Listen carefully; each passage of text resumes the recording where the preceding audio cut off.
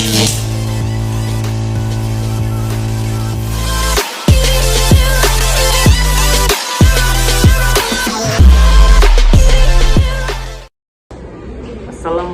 warahmatullahi wabarakatuh.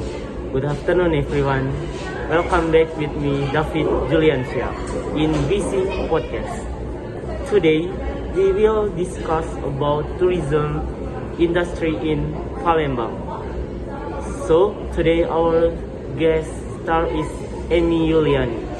She is student majoring in English department, Sriwijaya State Polytechnic.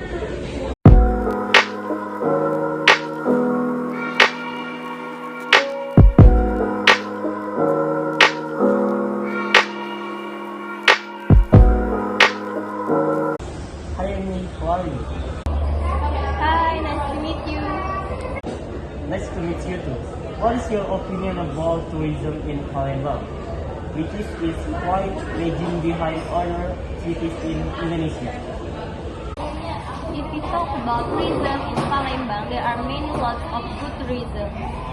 But when compared with other cities such as Bandung, Jakarta, Bali, Lombok, and other cities where tourism is much better, tourism in Palembang is still very far behind. But why did it happen and what factor caused it? One of the factors that caused tourism in Palembang to not develop is the lack of attention from the government in the tourism sector. For example, the government built a tourism place. At first, the place was crowded and visited by many people. But what about the maintenance? There are so many tourist attractions in Palembang which used to be busy but not maintained. Let's take one example, Benteng Kota Besar. Many of the tour facilities follow there are damaged. But can we just blame it to the government?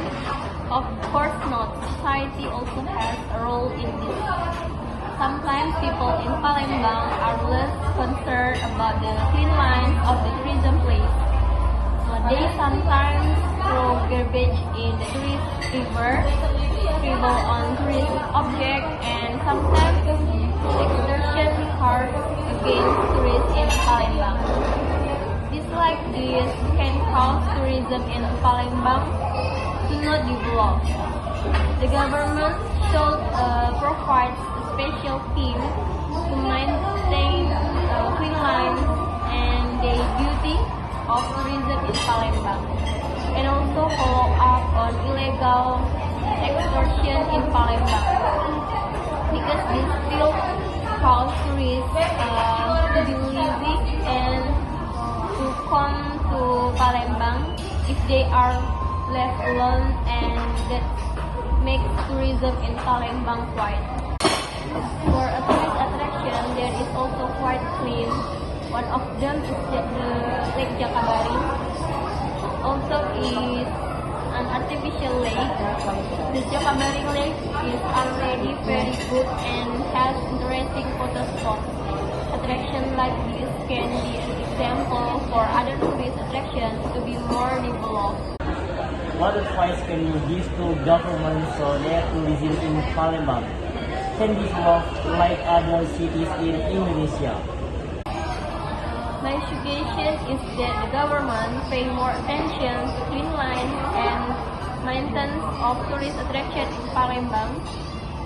One of the attractions that I think is good and well maintained is Jakabaring Sport City.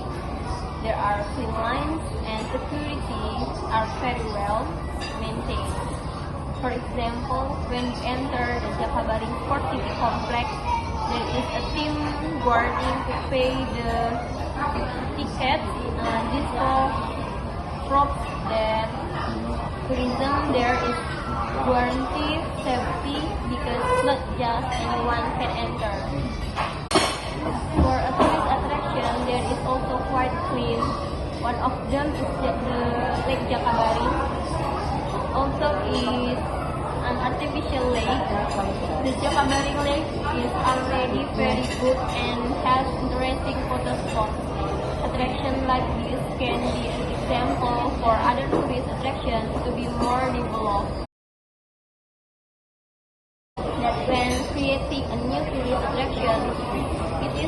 just the beginning of the opening of a good tourist attraction, but for the future, it must be also considered. Maybe things like this can make tourism in Palembang develop like other cities in Indonesia. Also, in Palembang, there are no tourist attractions such as beach or mountains. Artificial attraction and exciting tourist objects such as museums should be paid more attention. I think that's all I can advise. I can give. Thank you, Amy, for this suggestion. Hopefully, the government and the people in Palembang who watch this podcast can be motivated to watch it. And also, thank you for taking the time to come to this DC podcast with interesting information and feedback about tourism in Palembang. You are welcome, Rafi, and I also thank you for inviting me to the DC podcast. And guys, thank you for watching this podcast. I'm David Juliansha, said goodbye. Wassalamualaikum warahmatullahi wabarakatuh.